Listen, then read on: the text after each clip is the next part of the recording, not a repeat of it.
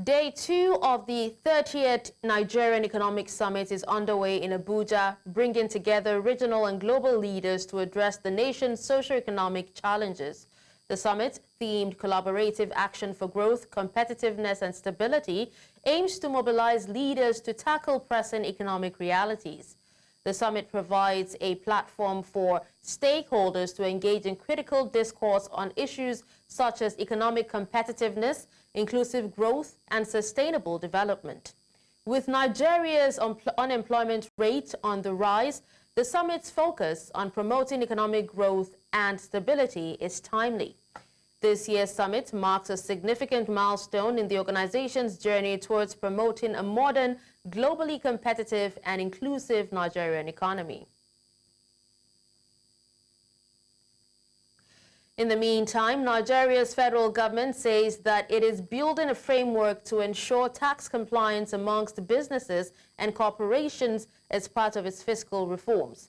The chairman of the Presidential Committee on Fiscal Policy and Tax Reforms made this known at the sidelines of the ongoing 30th Nigerian Economic Summit held in the nation's capital, Abuja. News Central's Joshua Imarai has more on this report. The engagement is the Fiscal and Monetary Policy Reform Workshop, which was held on the sidelines of the 30th Nigerian Economic Summit. The workshop, with the theme Removing Barriers in Private Sector Investment, saw the convergence of senior officials in Nigeria's financial sector. The chairman of the Presidential Committee on Fiscal Policy and Tax Reform says that efforts are being made to ensure maximum tax compliance among businesses. The way we are developing the system, we will use a primary data identification, which is NIN for individuals. We'll use your RC number with CAC for businesses. We're developing one for government corporations doing business. Everything you do that is an economic activity will be linked to that data, that ID. When you declare your income and you say you've earned 2 million naira in a year, the system will say, how did you earn 2 million and you spent 40 million? The chairman also announced during the workshop that from January 2025, Nigeria's wealthiest citizens will be subject to a personal income tax of about 25%. If you earn 1.5 million naira a month or less, your personal income tax bill will go down. Of course, at the lower end, completely exempted. But if you earn more than that amount, you see it going up incrementally up to 25%. Today, if you earn 100 million naira a month, nobody hits 19% effective personal income tax rate. We're taking that up to 25%. The Central Bank of Nigeria also asked that it is employing all strategies to tame inflation, assuring that no stone will be left unturned. We are tightening the contractionary policy. That's what we're doing. That is, we want to make sure as much as possible we reduce money supply and circulation, because we know there is a positive correlation between money supply and the rate of inflation.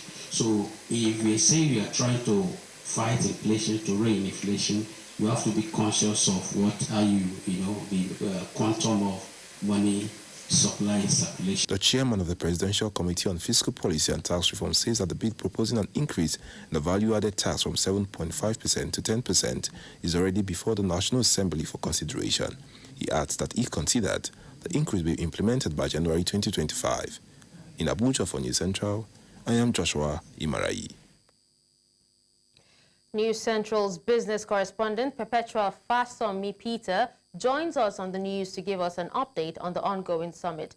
Hi, Perpetua. It's day 2 of the 30th Nigerian Economic Summit. What do you make of the discussion so far, Perpetua?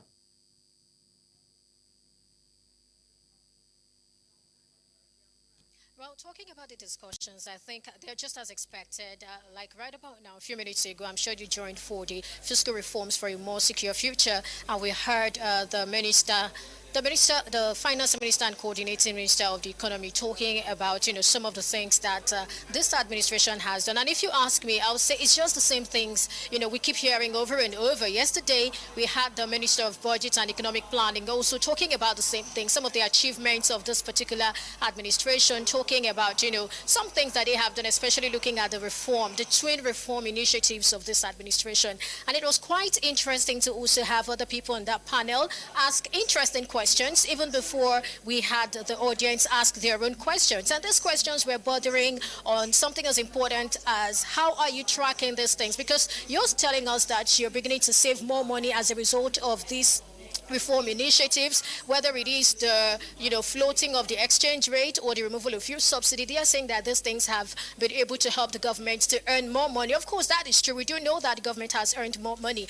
but you want to ask how much of that money is actually as a result of currency devaluation, and what is that money worth in today? Looking at how much that money was worth yesterday, you want to look at that. And then the second thing, of course, is also talking about the social interventions that they have undergone. And I was really glad to hear one of the panelists, Hanan Mosi, talking about tracking these initiatives. It's not enough to say, we're giving fertilizers to smallholder farmers. It's not enough to say you've given 75 billion naira to some, business owners in Nigeria. It's not enough to talk about certain grants that you're giving. But are you tracking all of these things? How are we even sure that these things are getting to the right persons? And, I think the minister also tried to answer this question by talking about some of the things that they have done. However, I have someone here who I think would also be able to give us some perspective on this issue. His name is Mr. Ade Adefeko. He's a corporate affairs person with Olam Agri. I mean, this is somebody from the agricultural industry. You know how the agricultural industry has been, on the forefront since the beginning of this particular administration. Please step forward. Yes. Thank you for joining me. So first, I'd like you to talk to us about what you make of, the presentation of the minister.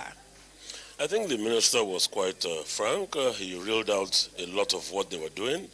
But as Dr. Moses spoke to, tracking is important. So what doesn't get measured doesn't get done. And it's important that he spoke to all the interventions government is making with the revenue they've received. And but we need to do a bit of segmentization of this, particularly in the areas that affect the economy or the country, agriculture particularly, and where I play. As you know, I'm Director of Corporate and Regulatory Affairs, Olam Agri. We're a large player in the agri-business space. And don't forget that about 6 months ago, government spoke to the fact that they needed to address food security concerns. And there was a 6-month window for which to bring in rice, maize, and wheat to take care of, our food security challenges. And again, Nigerians will understand that there's a nexus between national security and food security. And right now, what we're waiting for, or we're waiting on government to do, is to let us know how that window, which will, technically speaking, have about 2 months to go, how we can take advantage of that window. So that has not been really made clear. But I mean, speaking to the minister just a couple of minutes ago, he spoke to the fact that they will soon come up with, those plans. But, time is fast spent. We're waiting. The year is ending. And people need to feel government. People need to feel the impact. People need to see. And people need to, how will I put it now? People need to have that human face brought to bear in their daily activities and daily lives. And so, like I said, the minister spoke well. I liked the panel. The panel showed you that we had a broad segment. You had the World Bank. So for these kind of things, you always need an ombudsman, somebody who is independent and can say, you know what, this is what we have seen. This is how we are going about it. How well are we going about it? So sequencing is very important, and I think that's what we need to get right. We need to sequence things properly. So we've gotten revenue, it's increased, okay? We've spoken about the deregulation. We've spoken about trying to get a unification for exchange rate. So we have, technically speaking, more money. But where is that money going to?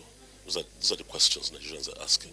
And we need to see whether those direct interventions are. And to be fair to the Minister of Finance and Coordinating Minister of the Economy, I think he did a bit of justice to it, So, and of course, you had the World Bank guys, country director here as well, who spoke to the fact that Nigeria and Indonesia similar economies, similar demographics, similar population. One is in Southeast Asia, one in Africa. We need to do this thing, but we need to do it in a more sustainable manner. I want it to be long term. All right, talking about making more money, one of the things some persons are saying that if you look at the source of this money Nigeria seems to be making, when you look at the capital importation, you see that a good number of that is portfolio investment. And portfolio investment is hot money. Now, while that portfolio investment is coming in, businesses are hurting because that means that interest rates will keep going up. These monies will keep coming in. Do we even have enough buffer to ensure that when it's time for these monies to be taken out, we have enough? That's number one. And then number two, I mean, yes, there is that gain from maybe subsidy removal. Even the subsidy removal, right now, we need more clarity on it. We need to know where we are and what we are doing with subsidy removal. But away from the source of revenue, whether it is the depreciation or devaluation of the currency, what more must we do that is more sustainable? Because if we continue tightening the monetary policy, businesses will suffer. Nigerians are going to, I mean, I don't want to say Nigeria will bleed, So, apart from the source, what more can be done? I think we should be talking about production here. Very true. I mean, you see, prior to now, we had a monetary and fiscal policy misalignment. There seems to be a bit of an alignment right now. But what needs to happen right now is that we need to have what you call economic diversification. And we need to diversify.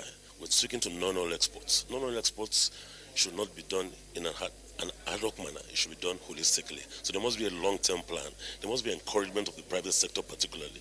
The private sector is the engine of growth. And the manufacturing concerns the entire ecosystem and chain. So government needs to periodically, quarterly, in my view, speak to the organized private sector, led by some of the multinationals and the smaller players, particularly the smallholder farmers who have cooperatives and who can speak to some of the issues. He spoke about fertilizer and all that and all that. You see, it's an entire ecosystem, but government has no business in business. Government should just allow the organized private sector and to drive the economy. They are the ones that will move that needle and move that needle forward. So diversification of the economy is very important. Oil, yes, is what it is, but our oil production, I mean, the state of insecurity, to a large extent, things have improved. We can do better. So far, so good, but I think we're not there yet. All right, so moving forward, I'd like you to tell us, your takeaway, especially looking at the fact that you're playing in the agricultural sector. So moving on, what should the government be doing to ensure that some of these things it says it is doing are actually clear to every Nigerian? Because we're not seeing them. Well, you see, government communication needs to be more strategic, more deliberate, and more intentional. And people need to feel it. So there must be believability. Prior to now, there's been a trust deficit. I've spoken at different forums, speaking to the fact that we've talked about, this government came up with what you call hope renewed. Nigerians are waiting for hope realized. So we're hoping that we realize that hope. And that's what as we look forward into the new year, we'll just want to believe and hope that all our hopes and aspirations will be realized. Absolutely. Thank you so much, sir. Thank you for having me. All right, there you have it. I hope that answers some of the questions you have. Absolutely, Perpetua. Thank you so much for that.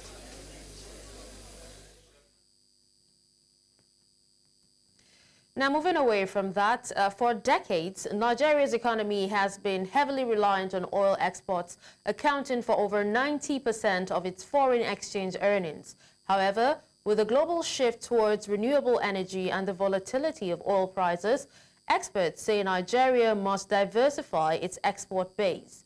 Agriculture, in particular, holds immense growth potential and could become the country's new economic backbone. Global cassava markets is projected to reach $4.5 billion by 2025, growing at a compound annual growth rate of 5%. Capturing just 10% of these market share could generate $450 million annually for Nigeria, creating thousands of jobs and contributing significantly to the country's GDP. Historically, Nigeria's oil reserves have been the primary economic focus due to the easy revenue, infrastructure development, and government reliance they provide. However, this singular focus has led to the neglect of other critical sectors such as agriculture, hindering effort to diversify the economy. Some of us see farming as a way of being enslaved or an hard labor. So there is no way whereby you want to say, oh, let me go ahead and invest in farming, or let me try and develop a career in farming. But nowadays, I believe individuals are taking a lot of new innovative and taking it forward. We are bringing in technology into farming. So I think we can do much more if the government should create and see the agricultural industry as a business and as a career. Insecurity and flooding in northern Nigeria have significantly impacted agricultural production in the region. With fertile lands and a favorable climate, the north is ideally suited for crops like rice, wheat and soybeans. Experts believe addressing challenges through strategic investments in irrigation system, security and agricultural research can help unlock the region's vast potential. If prioritized, agriculture could contribute up to 30% of Nigeria's GDP, surpassing the current share of oil. Collaborating with Nigerian diaspora and communities can help widen the country's export reach to global markets. We have opportunities here. We have agricultural products. They are there. They have the market. They understand. Like the question I asked here, how come why won't we enter shops and see Nigerian products? But this area we can collaborate. So that anytime we are going, then we can get them and open them to opportunities there are. Some of them are there. They also want to connect to Nigeria, but they don't know how to. They are the market. We have the largest population. They are the market. We have the market already. Then for those of them who want to invest, so if we structure, like you said, give it a name, we call it the diaspora marketplace, working with you, I think we already have a program that we can collaborate in. By embracing agriculture as a key driver of economic growth, Nigeria can reduce its dependence on oil and pave the way for a brighter future for its citizens through diversification and job creation in these critical sector. In Lagos 4 News Central, I am Igbalani Omani. When we come back after the break, you'll hear that Kogi State seeks urgent aid as floods displaces over 200 communities. We'll bring you this and many more after the break.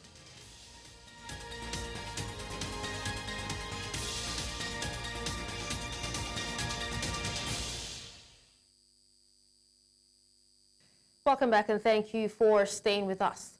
The Kogi State government has once again appealed to the federal government and international donor agencies for urgent assistance as devastating floods have displaced over 200 communities in the state. Addressing journalists in Koton-Karfe on Monday, the State Commissioner for Information and Communications, Honorable Kingsley Fangwa, warned that the state is on the brink of a major humanitarian crisis with nearly 2 million people left homeless by the flooding. Fangwa urged the National Emergency Management Agency, NEMA, to act swiftly, stating that Kogi State is already overwhelmed by the disaster. The hardest hit areas include Lokoja, Adavi, Ofu, Ajaokuta, Ida, and Ibaji local government areas. The past 10 to 15 years now, we are suffering a lot of hardship. Apart from that, the water has been disturbing every community. Like me, as I'm talking to right now, I have a house in this place, built. The one at the back of me now is my house. And for the past 4 or 5 years, water has been disturbing us frequently. We'll go, we'll come back. As it is now, we have nowhere to even go to now. This fraud will come always year by year. It will spoil something for this our area. We need the local government help to help us. We were sleeping in the night. That the next thing we see is my son. It was my son that woke up to go and ease himself, and he discovered that the water take over the house and everywhere was filled up with the flood. To health matters now. Public health experts have become increasingly alarmed about the continued waning of public confidence in vaccines. It is on this note that the Lagos State government, through its Ministry of Information and Strategy, in collaboration with UNICEF, organized a media sensitization program to create awareness of the forthcoming vaccination program in the state. News Central's Omolola Ololade brings us more in this report. The recent outbreaks of different diseases in Nigeria, such as yellow fever, measles, diphtheria, and more recently, cholera are becoming increasingly worrisome, hence the need for high levels of immunization coverage in the country. The Lagos State Ministry of Information and Strategy, in collaboration with UNICEF, organized a media orientation on non-polio supplementary immunization activities to create more awareness and increase sensitization on the forthcoming immunization exercise in the state. Process itself commences on the 19th of October 2024, and it's going to be initially for the first 2 weeks, and then we will assess and see what our coverage is like. We are expected to have at least 95% coverage. It will be available in all our PHCs. We will take it to where we know that people are going to congregate. We will take it to churches. We will take it to mosques. We will take it to motor parks. We will take it to schools. We will take it everywhere as long as we know that people are going to congregate. We have engaged every aspect of the community. So for once, we started planning from the bottom all the way to the top, rather than doing it from the top to the bottom. So engagement actually started from the ward level. We started engaging all the CDAs, all the CDCs. We've engaged all the religious bodies at the ward level, at the local government level, and at the state level. Because at the end of the day, you can only gain acceptance when you have the buy-in of the gatekeepers of the communities. However, demystifying the myths and misconceptions about childhood vaccines plays a pivotal role in closing the gap in vaccine equity while increasing vaccine trust amongst the populace. In vaccine trust acceptance, owing to a lot of rumors being populated. And so we need a channel where people, as much as they hear the rumors, they also combat those rumors through trusted platforms. And that is why this meeting has been called, because we realize that the media is a voice that reaches the voiceless and a platform to reach many. Hence the reason for this meeting. We want to gain allies from media practitioners to help us use their platforms, their channels and their network to increase vaccine safety, to increase vaccine trust and acceptance. Health experts therefore believe in the transformative power of harnessing the media as part of a broad public health approach to promote vaccine confidence, hence the need for media campaigns and sensitization programs in various parts of the country. In Lagos, for News Central, I am Omolola Ololade.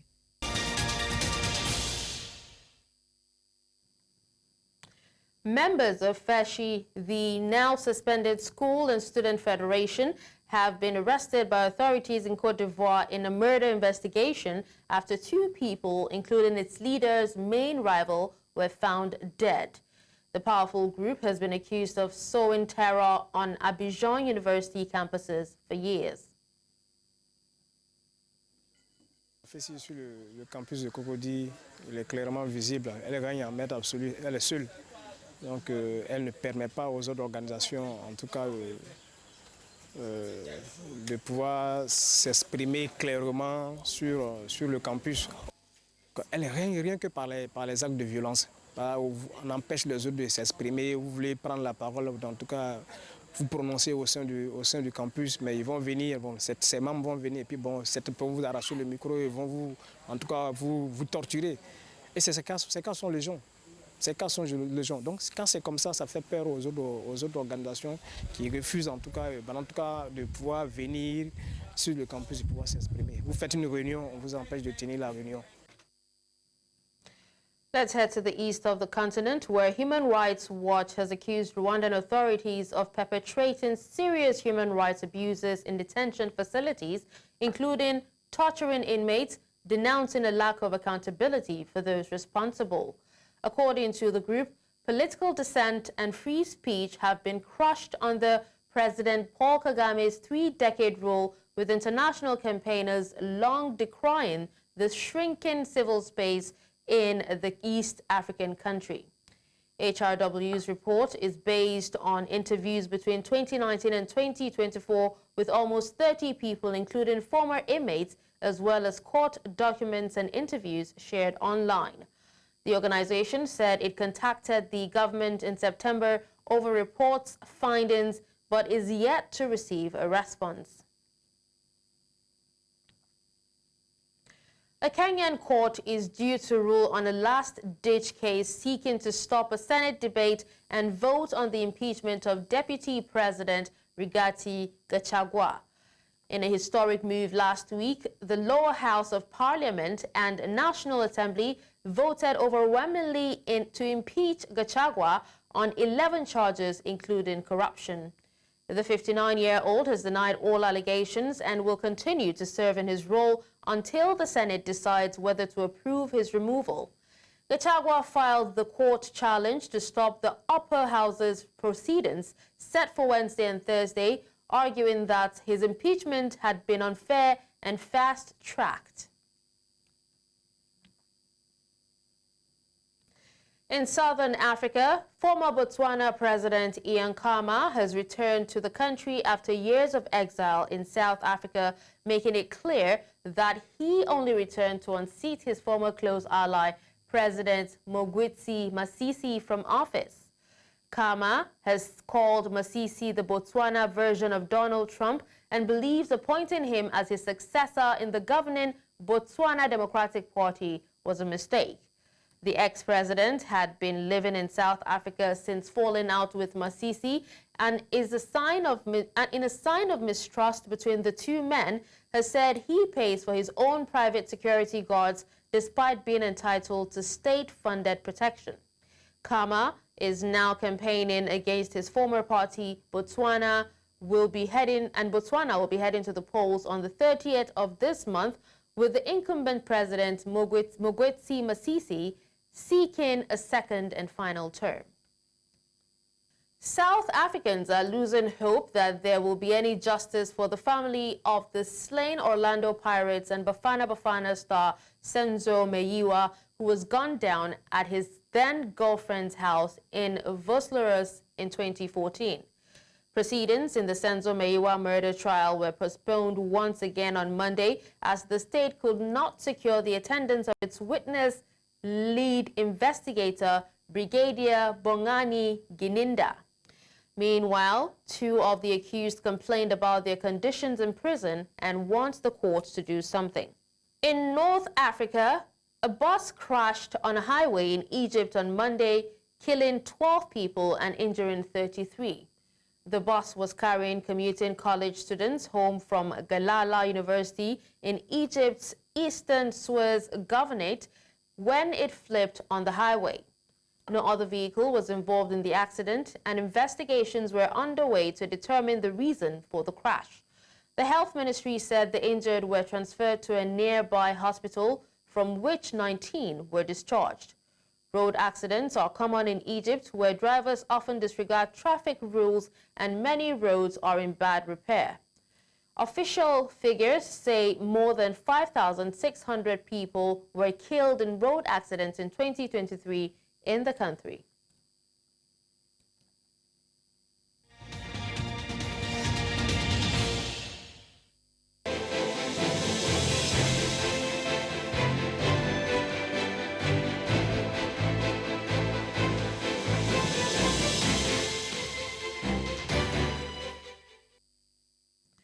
Away from Africa now, U.S. Vice President and Democratic presidential candidate Kamala Harris has warned American voters against a second Trump term, citing his threats to use the U.S. military against the enemy within, including left-wingers.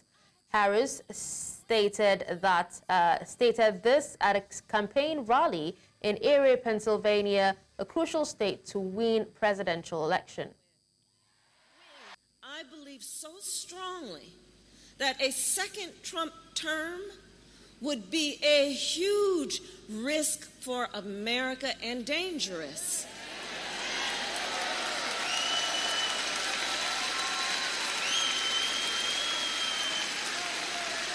Donald Trump is increasingly unstable and unhinged. So all of this is to say, I will always put the middle class and working families first. I come from the middle class, and I will never forget where I come from. Never forget where I come from. Never.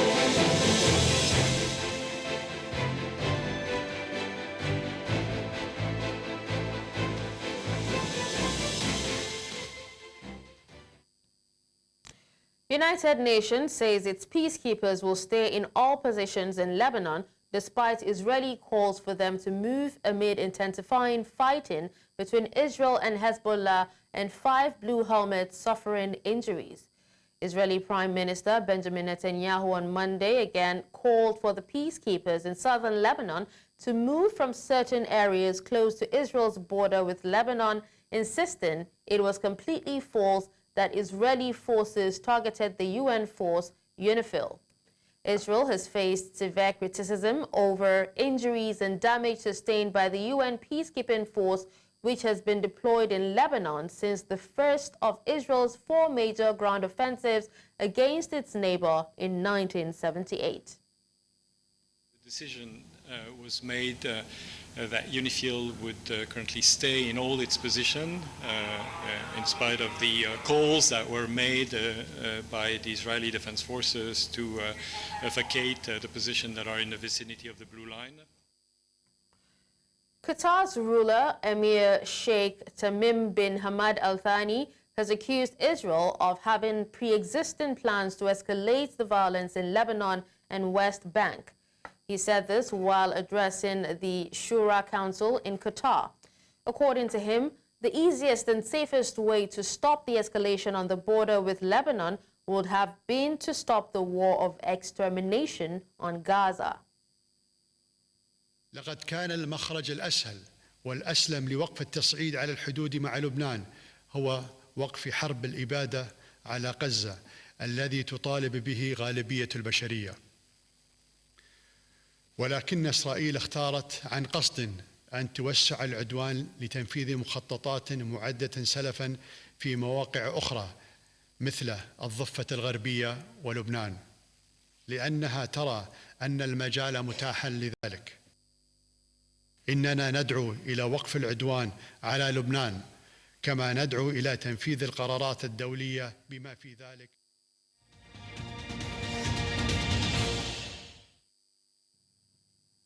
In the world of sports, Nigeria Sports Minister Senator John Owang Eno, while receiving the Super Eagles on behalf of President Bola Tinubu, described what the contingent went through in the hands of the Libyan authorities as a near-death experience.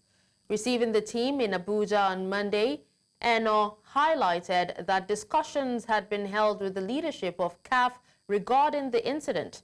He thanked the players and officials for exhibiting maturity and not engage in conducts that would have escalated the situation. Eno further revealed that most Nigerians stayed awake praying for the safe return of the team.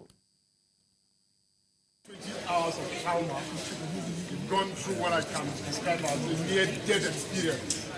I mean, why not? I mean, from the fact of a flight, being diverted to the point of landing, to having to land in an airport without enough landing, the facilities, and it took the professionalism of the pilots to land safely, and then wait this kind of about 20 hours. I mean, it's important to be here. I do this on behalf of the president of our country, who has also issued a statement about this fact.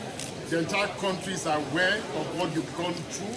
The entire country has been awake since last night, urging and praying that you come back safely to the country and to the government of this country. I mean, what was important was their safe return. Nothing else mattered to the president and to the people of Nigeria. I mean, we've had discussions with the various levels of leadership of CAF. NFF President Ibrahim Gusau met with Minister of Foreign Affairs Ambassador Yusuf Tugar to intimate him of events that played out in Libya.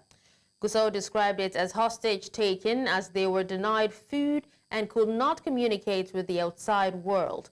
He thanks the minister for the efforts put in place in getting them out of Libya.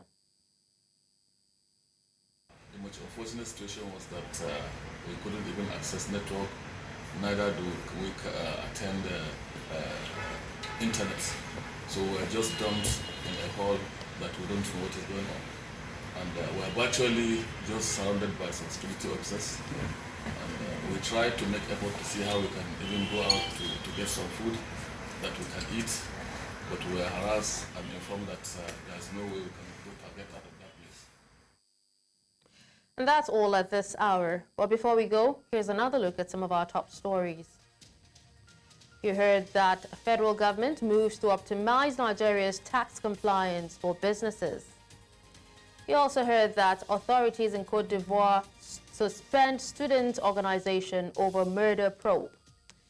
Finally, we told you that 12 college students killed in fatal bus crash in Egypt. You can watch News Central live on DSTV channel 422, Star Times channel 274, Avo TV, and YouTube. Many thanks for watching. I'm Dashen. Usman.